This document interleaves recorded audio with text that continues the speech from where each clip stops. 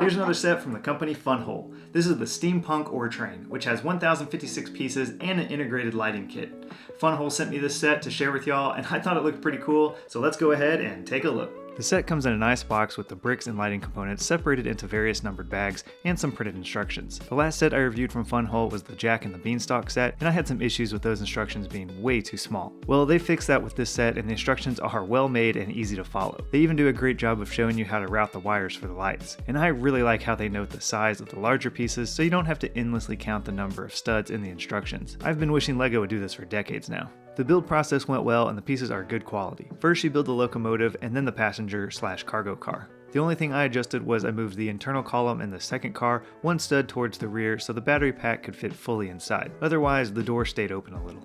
Now, I'm not a diehard fan of steampunk or anything, or trains really, but I do think this looks pretty cool. You have an older aesthetic with those browns and blacks that look like it could fit well into a Wild West period too. And then there's all the pearl gold and silver accents. There's some chambers and pipes for the steam to travel through, as well as some gears for that steampunk theme.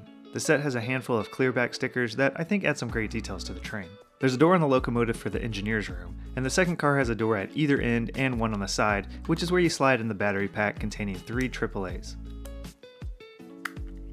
However, both of the interiors are just bare.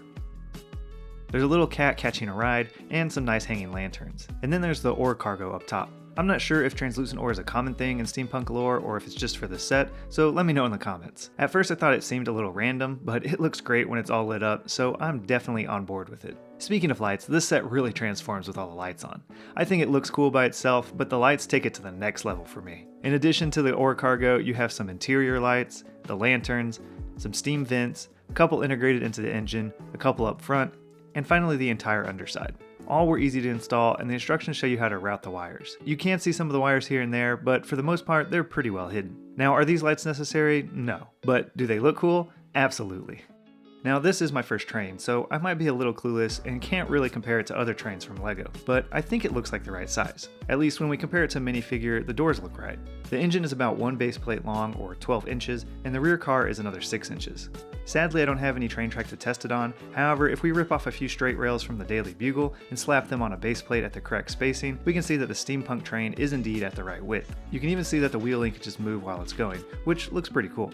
I did notice that the smaller wheels are not actually the standard train wheels, but rather flat discs. They seem to work fine on this very simple setup, but I don't know if they'd have any problems actually running on a track. That is, assuming you could even modify this set to incorporate a motor. So I'll leave that up to the train experts in the comments to determine. Another thing I'm unsure about is the clearance between the engine and the car. It doesn't look like it has much clearance to me, and I'm not sure if it'll actually make it through curves. I don't have any curve track to test it on, so if you could tell from the video, definitely let me know in the comments. If it is a problem, I think you could probably modify the connection to give a little more clearance.